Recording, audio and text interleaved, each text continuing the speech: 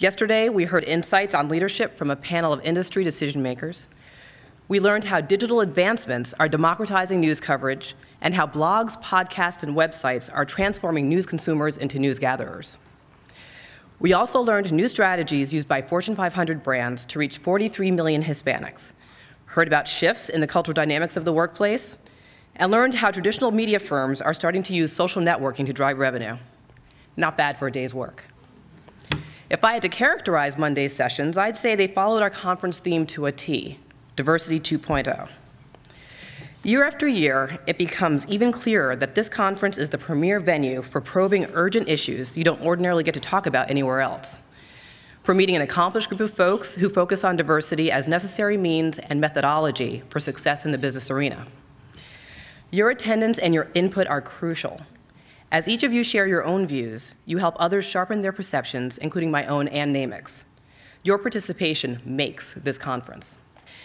In a short while, we'll convene a panel to discuss the media's impact on the public psyche, particularly when hot buttons of American cultural diversity get pushed.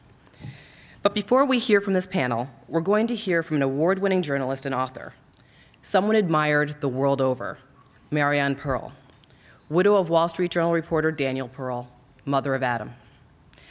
All of us here know the story. Many have seen her life and her husband's portrayed on film. Mariane's book, A Mighty Heart, gives a powerful first-person account of her husband's life, the search for him after his disappearance, and his death. We all know for certain that if anyone has a profile in courage, it's Mariane Pearl. But she's more than simply courageous. She's an inspiration to many. Without further ado, please welcome Mariane Pearl. Good morning, everyone, and thank you for inviting me here. It's an honor, it's a pleasure.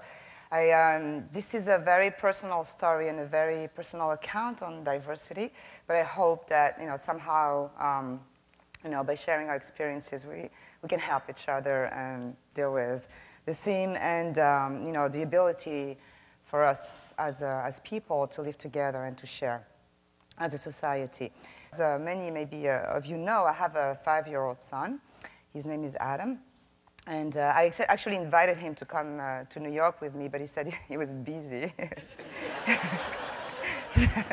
It's true. It's like I got work to do, and so he's learning how to read. So anyway, before I was pregnant with him, I had 2 dreams. That I was giving birth to a son. I didn't have children at the time. And in my dream, I was naming my son Nelson, because I have this lifelong admiration for Nelson Mandela.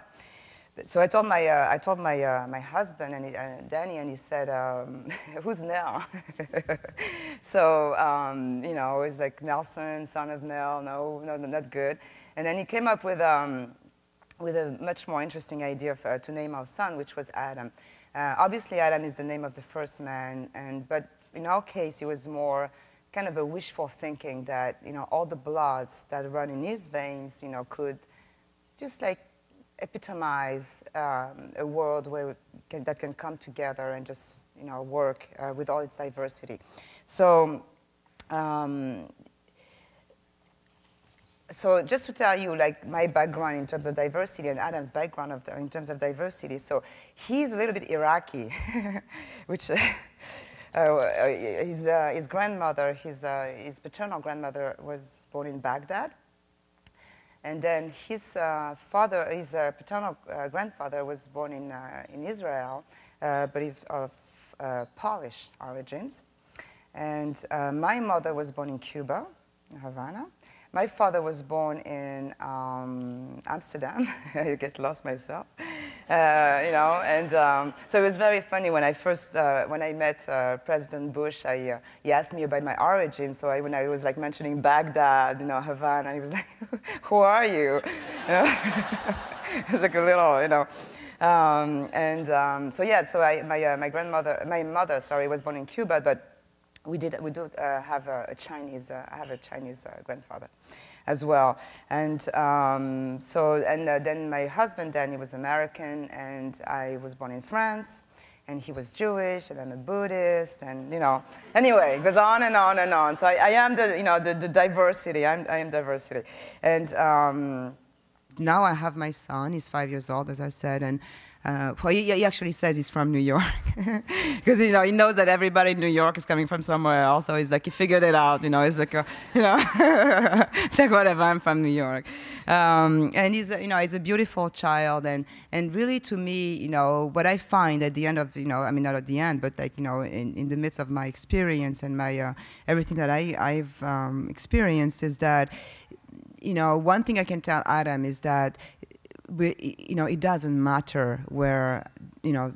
a person comes from. Like, just study their behavior, their human behavior, and that's all you need to know. For so I just finished my remark by just I just read you a little few lines from a poem from Diane Ackerman that I chose as the epilogue of my book. After all, I told you, this is what, summarizes it more beautiful than I can ever say. And it's a poem called Guardian.